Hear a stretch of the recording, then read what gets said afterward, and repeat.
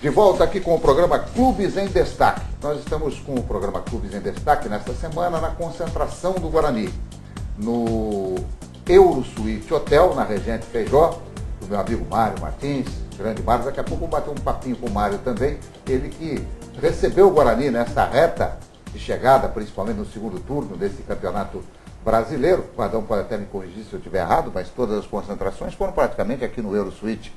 Nessa reta final, não é isso, Vadão? Na reta final foi. Foi, na reta final foi? Na reta final foi. A gente, em alguns momentos ficamos em outro hotel, mas aqui nos dá uma tranquilidade maior, o hotel é mais aconchegante para esse tipo de concentração, principalmente a decisiva, onde precisa de um pouco mais de tranquilidade. Então a gente estava acostumado já desde outras épocas a ficar aqui no Selmário e na reta final a gente acabou fechando aqui.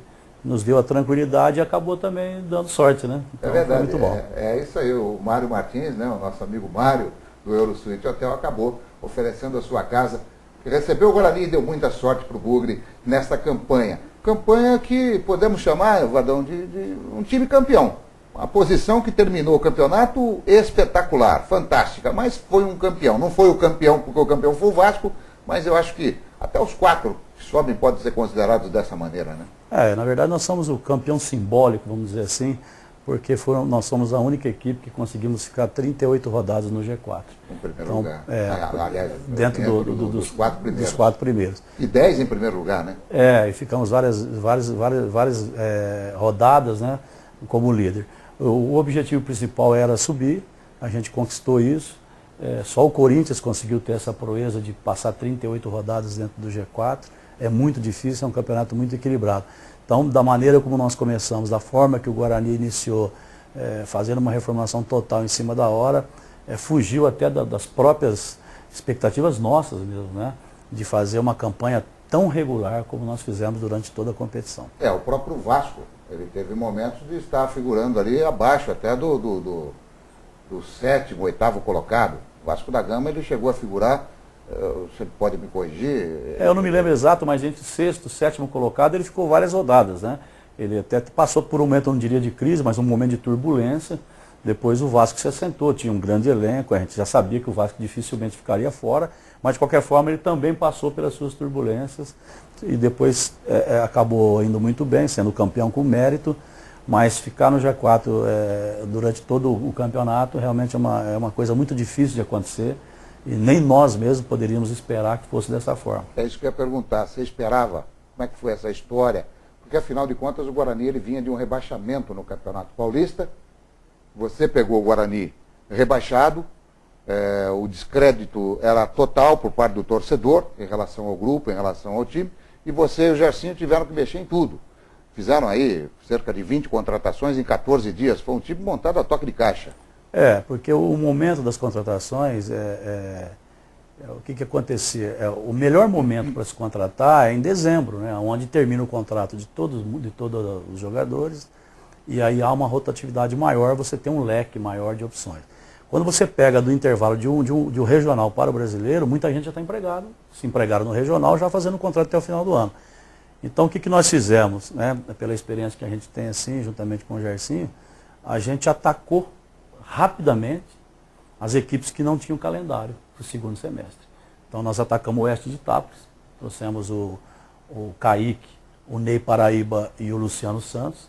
Nós fomos no Mirassol, pegamos o Dão, o Bruno Aguiar e o Rodriguinho. Depois nós fomos no Botafogo de Ribeirão, por exemplo, nós pegamos o Minhoca e o Fabinho. Então nós fomos trabalhando assim, fomos atacando primeiro aquelas equipes que a gente sabia que os jogadores não iriam permanecer porque não tinham um campeonato brasileiro para disputar.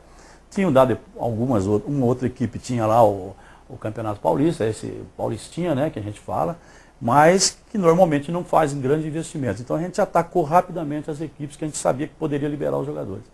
E partindo daí, depois outras indicações, algumas coisas, alguns jogadores que têm o passe livre, e alguns amigos que a gente ligou, né, falando, olha, nós estamos voltando ao Guarani, vamos fazer negócio aqui, trazer o jogador, nós vamos valorizar.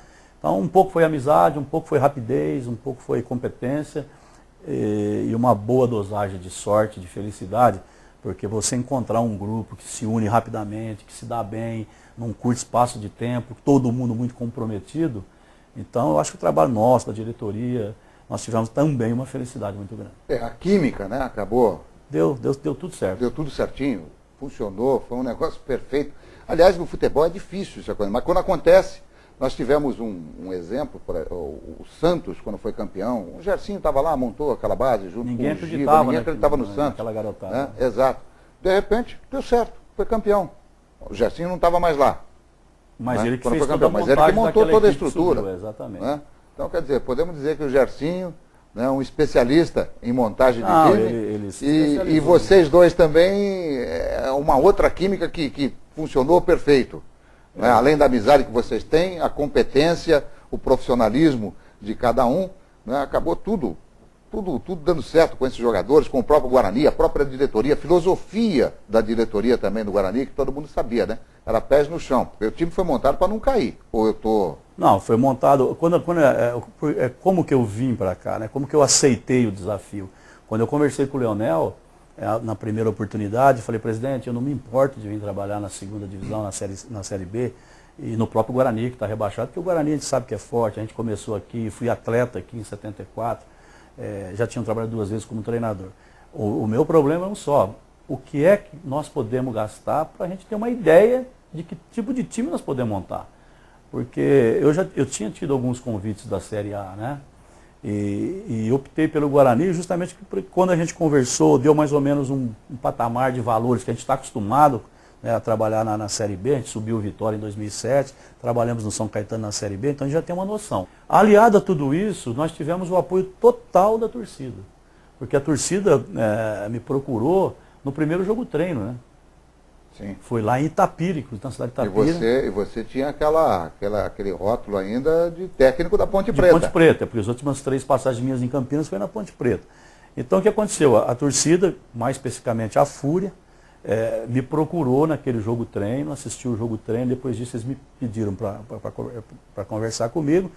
E eles, na verdade, falaram, olha, nós ficamos satisfeitos, foi você que veio para cá, a gente confia, e nós vamos dar apoio total. A gente gostaria, inclusive, que você abrisse para a gente, antes do campeonato, para a gente bater um papo com os jogadores, porque às vezes os jogadores podem ficar assustados pelo que aconteceu no rebaixamento, os que estão chegando não têm culpa de nada. Então a gente quer dar apoio total, a gente queria dar uma palavra. Eu acabei também fazendo um pacto com o próprio torcedor. Abri para que eles fossem. Então, na verdade, o Guarani foi uma sintonia, né? Por isso o Guarani atravessou aquela fase ruim, onde vinha de 11 partidas invicto no campeonato, igualou a marca do Corinthians, né? Isso, e aí deu aquela tropeçada. Aí teve aquela turbulência, aquele momento.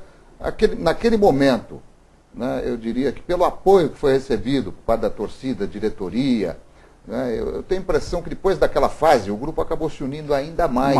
Mais. Nós tivemos aquela turbulência foi boa, não foi? Nós tivemos vários episódios que reforçou a união. Eu posso testar para você. Primeiro derby, porque quebrou um tabu. E a torcida já estava satisfeita com o desempenho do time, porque a gente tinha feito 5 vitórias e um empate. Aí na 7ª rodada foi o derby lá no Majestoso. A gente venceu. A torcida aí se empolgou mais, criou uma intimidade com os jogadores, isso aí então fortaleceu. Nós tivemos um episódio interessante, que foi uma briga entre o Luciano Santos e o Maranhão, que foi até filmado. Num treinamento, se desentenderam logo no começo do campeonato. Só que a reconciliação deles foi emocionante. Eles choraram, se abraçaram, e aquilo contaminou mais o grupo. Mas isso não é um grupo de jogadores, isso é uma família. Exatamente. Por isso que a coisa foi se fortalecendo.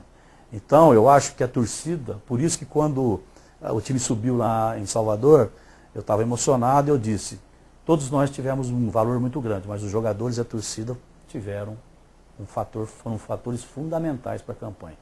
Porque na hora que o torcedor precisa incentivar, ele incentivou.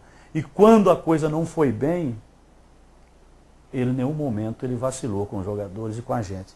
Então eu acho que tinha que dar certo. Da maneira como ocorreu as coisas, tinha que dar certo. Estamos com o Oswaldo Alvarez, o Vadão aqui, nesse programa especial. Claro que na semana que vem nós vamos ter a sequência desse programa especial aqui no canal 8 da NET, a PESEC homenageando o Guarani pela sua conquista, né, pelo seu acesso à primeira divisão. Então por isso eu quero agradecê-lo, Vadão, cumprimentá-lo mais uma vez pela conquista, por tudo o que aconteceu nessa temporada para o futebol de Campinas, porque afinal de contas o Guarani, né, que já tem a sua tradição de conquistas, campeão brasileiro em 78, termina numa posição fantástica na sua